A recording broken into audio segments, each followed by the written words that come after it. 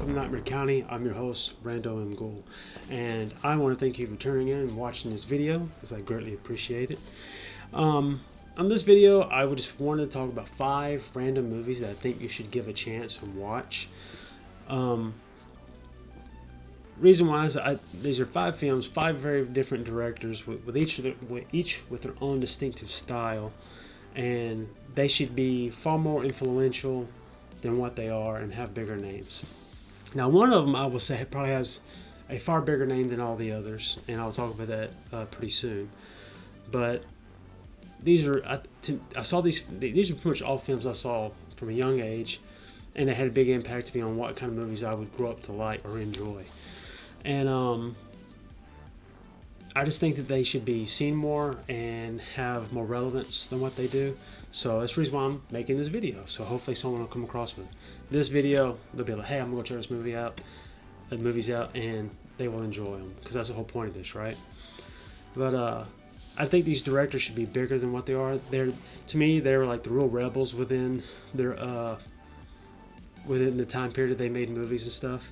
And I've always liked that. I like it when a director comes out and they do something totally different or more insane than what everyone else is doing, and it just has such a distinct style to it that they just stand out. And what's crazy is like how they continue to become bigger than what they are. Maybe the audience just wasn't there for it at that time, or something else. But yeah, let's do this. Here are 5 films I think you need to go find and watch. And most of these can be found on almost any streaming service. And I'll talk about that later. But anyway, start us off. My first movie is directed by Savage Steve Holland. I talked about one of his earlier movies, One Crazy Summer, in an older video of mine, where I reviewed it. It's one of my favorite flicks growing up. And this one, Better Off Dead, is right up there with One Crazy Summer. I simply love this movie. For a teenager, it's almost, to me, like the perfect movie. It captures the drama and some of the craziness I think that some of us go through as a teenager, especially when we're dating someone, they break up with us, and the way we feel and how we deal with things. Some people to more extreme, like in this movie with John Cusack's character and everything. But this movie is so distinct and has such a unique style, just like One Crazy Summer did, that I simply loved as a kid. There's a scene in the movie that he has to go to work, and his imagination goes crazy. And reason why that's how I was as a kid. My imagination was always getting the best of me and always overdoing things, or I barely got stuff done because my mind was constantly running and I was creating scenarios that were never actually happening. But in Better Off Dead, there's a scene with a claymation, and I love it. It's with a hamburger, and most of the time, I think if you just go to YouTube, you can look up that one scene alone. It's the music from Van Halen's being played during the scene, and it's crazy. It's totally unexpected in this one scene when it happens, but it's pure fun. There's a lot of great one-liners in this movie, and it's just a fun movie that I think almost anybody can go back and watch, and especially if you're someone who grew up during the 80s and early 90s. It's a fun movie to go back to and kind of relive those nostalgic memories and everything, and it's definitely worth checking out.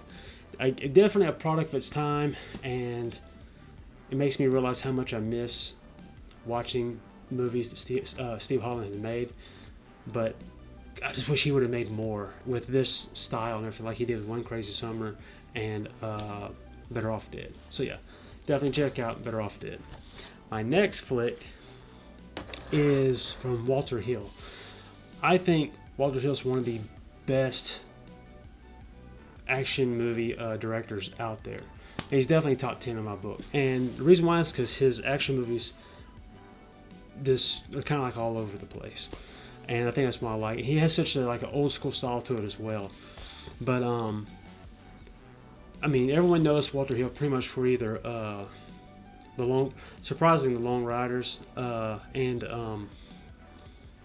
the Warriors. I don't know why it took me forever to get that out. Warriors or 48 Hours. Those are the 3 movies I think almost everyone knows. especially the Warrior, especially within the horror movie conventions and stuff like that. Warriors, you see people dress up as the Furies or something like the Warriors like all the time. So, but one of his movie, or to me, sorry, fumbling words, but to me, one of my, without a doubt, my favorite movie of his is The Driver.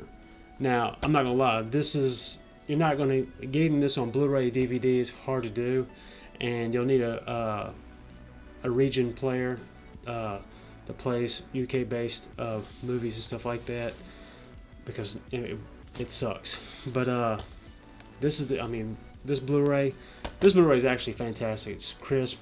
It's fantastic. But The Driver is such a awesome movie, and if you ever see this movie, you'll see how big of an influence it was on Drive with Ron Gosling. It's just you're not going to watch a cooler movie than this, especially of neo noir flicks. I would say The Driver and Thief are without a doubt my favorite neo noir flicks. But The Driver is probably inches just above all the others. It's probably my favorite because it's just so cool and it's just enjoyable. It's got some great acting from Bruce Dern, Ron O'Neal. And Bruce Dern plays like this cop that's really trying to go after Ron O'Neal's character, the driver.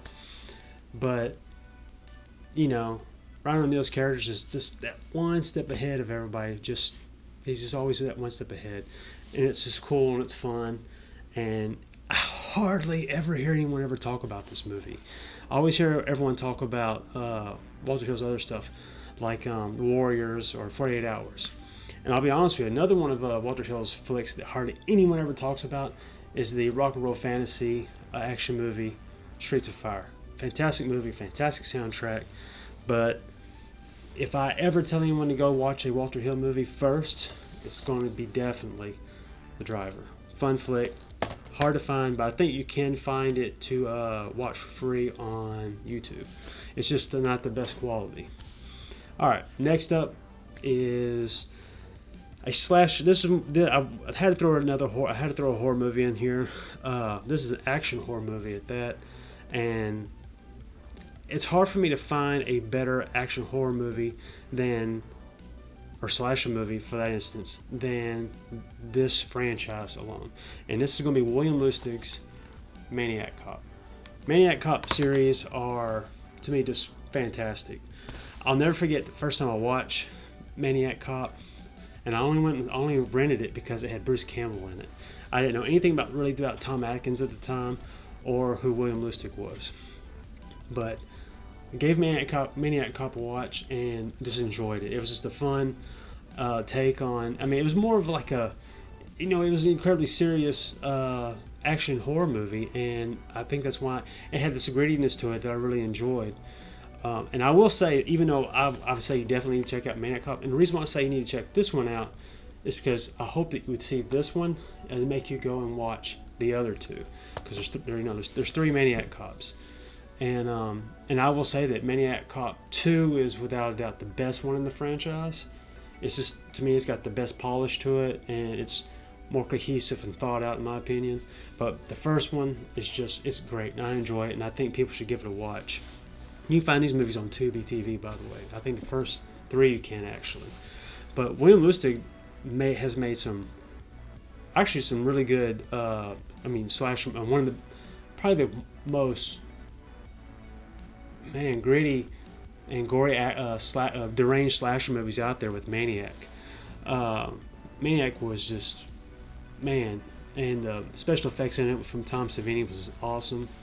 And then I would even say the remake with Elijah Wood isn't that bad. That's actually it's almost just as good, but I still prefer the 1980s Maniac a whole lot more. But yeah, if you ever get, and he also directed another movie, Vigilante, which was another great 80s action flick. That's not a horror movie by me, it's just an action.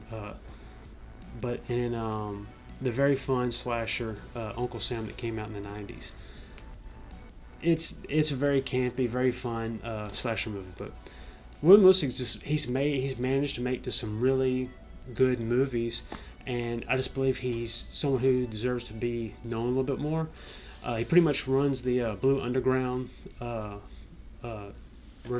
company who releases movies and stuff, and I think he deserves to be more well known because he's directed some really solid movies that are not bad at all, especially anything from especially his 80s catalog, especially I say up to like his early 90s catalog are just great. And he just deserves to be more well known. But if anything, if there's one movie I'll tell people to go watch of his, it's Maniac Cop. It deserves to be seen, and it's a totally fun action slasher at that, with some very fun acting. Bruce Campbell does a good job, and then the sequels, they even get better with Robert Davi and everything. So definitely check out Maniac Cop. All right, fourth up on this list, this is the action buddy movie that I absolutely enjoyed as a kid. It had one of my favorite action movie stars, Dolph Lundgren, in it, and a new up-and-comer that I would grow to love and enjoy his movies even more with being Brandon Lee. And the movie that I'm talking about is Showdown in Little Tokyo, directed by Mark L. Lester, a director that nobody talks enough about, and he deserves to be more well known. His 80s catalog is simply it's nothing but good flicks. We're talking about Class of 1984, which in my opinion is heavily underrated. It's a little bit violent, but it needs to be seen. It also stars in a minor role Michael J. Fox. Firestarter, starring Drew Barrymore. Commando with Arnold Schwarzenegger, which is, I don't know how many people I run into who are like fans of Commando. Especially when I go to convention stuff. Commando is a movie that for some reason is an action movie people talk about, and they always know that one-liner let off some steam. And he also directed the comedy with John Candy, Armed and Dangerous, with Eugene Levy, which is a pretty fun flick, and Class of 1999. Now, Class of 1999 is it's like he decided to take make it a sequel to Class of 1984 and just go. He's like, you know what? I understand the assignment, and I'm just gonna go balls to the wall crazy with it, and it's awesome. It's got the incredibly beautiful Pam Grier in it, Malcolm McDowell, Stacy Keach, I think Robert Kilpatrick. It's such a fun movie that deserves to be seen. But if anything, if you just want to sit back and relax and have an enjoyable evening watching an action comedy, a buddy comedy, you cannot go wrong with Showdown in Little Tokyo. It's got just the chemistry between Dolph and Brandon is great. Some of the one-liners they miss, but some of the one-liners really do hit. Makes it even better. It's just a incredibly underseen and not appreciated enough action flick that I think people really need to watch. And who else was in this? I can't remember. It's got a lot of good people in it. For some reason, I can't think of who I want to say that's in it. But yeah, Brandon Lee and Dolph Lundgren, they do such a great job. And it's got a great bad guy with the guy that I cannot remember his name that plays a bad guy in Mortal Kombat. And he's a bunch of other great movies. He's a good actor, and it's going to kill me that I can't remember his name. But I'll probably remember it later, and I'll put it in the text because he's been in some great movies, and he's a great actor and everything. But Tia Carrera, I think, yeah, she's in this, and yeah, this is it's a fun movie. It needs to be seen. Fun action movie, and it doesn't get talked about enough. I mean, if you just want to throw in a bunch of like fun action movies, you could like top 20. You could throw this in with stuff from the 80s and early 90s. It's fun. It's short too. It's not even that long a movie. I wish there was like a director's cut that was a lot longer. I wish there was something like that out there, but I'm pretty sure there's not because it comes in at a short 78 minutes, which is for an action movie pretty dang short. But yeah, if you've never seen Showdown in Little Tokyo, give it a watch. You might enjoy it. And last but not least is a movie This is the movie that you would think that Universal Studios made, but they didn't.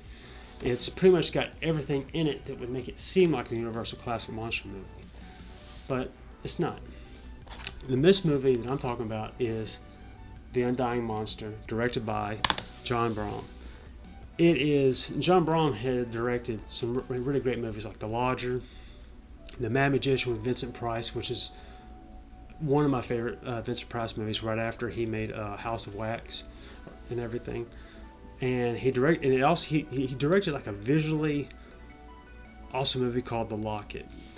It came out in '46. The Locket was a very unique movie that uses the flashback sequence, doing flashbacks within flashbacks, to make it more psychological and everything, to tell another narrative. And it just worked. And it's one of the few films I think that uses the flashback narrative to great effect. It's awesome, and it deserves to be seen. It's got Locket from 1946. John Brom directed this movie right here, The Undying Monster, which is pretty much, it would almost seem like it belonged to the Wolfman franchise with Universal. But I don't know, it just, 20th Century Fox, they produced this. One of the few like monster movies that they made during the 40s and everything, and it's got some of the best atmosphere. It's got this awesomely creepy gothic atmosphere in it. It's got a pretty good story. The comedic elements are probably the only thing that's kind of weak in it, but the acting, the atmosphere, the soundtrack are all fantastic, and I absolutely love this movie. Usually, whenever I throw this in right behind White Zombie is the two, horror movies that people need to see if they like Universal classic monster movies, because this is right up there with that. It's got it's just a fun, eerily creepy, black and white horror movie from the 1940s, and deserves to be seen. John Brom. I don't know why his name doesn't get mentioned enough, because his category of movies are all pretty solid. And like I said, with The Locket being in my opinion, probably that and The Lodger are probably his most solid films. And The Mad Magician with Vincent Price is just a fun flick. It's in the vein of The House of Wax. But yeah, if you haven't seen The Undying Monster, you should really give it a try. I think you'd really enjoy it, especially if you want something different than your Universal classic monster movies, and you still wanted something that was within that vein, and you've already been tired of watching Frankenstein, Dracula, Wolfman, Revenge of the Creature from Black Lagoon. Give The Undying Monster a try. You'll probably enjoy it. But yes, these are 5 films I think you should check out, and check out the directors of these movies. They have some solid films. If not, they're enjoyable, without a doubt. And I always say there's a decade of their movies where they just like hit. I think they pretty much they just made solid movies. Most of these the directors from the 80s were just, knocked them out of the park. With John Brom from his were like during the 40s. I would say he was just 40s and 50s were just pretty much all solid works of art. But yeah, definitely check out these movies. They're fun. These are all a little bit different from each other, and there's a reason why I want to talk about these. And just try to get people to get out there and see something different, I guess. And if not, point them in a direction. Let's say, hey, here you go. Try this. If you don't like it, whatever. But more likely, I have a feeling that most people who watch these flicks will enjoy them in some capacity. I want to thank you for tuning in this video. If you haven't already, hit the subscribe button and like this video if you enjoyed it. If you didn't, you can let me know down in the comments. You can message me on Instagram and Facebook under Nightmare County, or on Instagram also as Randall M. Gould. I have a separate account for that. I got a TikTok, but I really don't use it, so that's the reason why I don't talk about that at all. Or you can comment below, and hey, I like hearing from everybody. I like being able to talk to people, and I hope you enjoyed this video. I really do. The next video, I'm going to focus on more likely focus on Bruce Lee's Enter the Dragon. I have something I want to talk about, especially when there's rumors going around there wanting to remake Enter the Dragon, which I think is totally insane and shouldn't even be done. But I want to talk about it because this is it's a pretty big deal. So that being said, I hope you enjoyed this video, And don't be a stranger. Tune in.